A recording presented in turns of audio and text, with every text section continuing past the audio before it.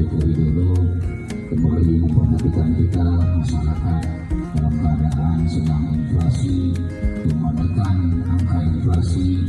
kembali menyalurkan cadangan bantuan beras kepada kabupaten Tegal melalui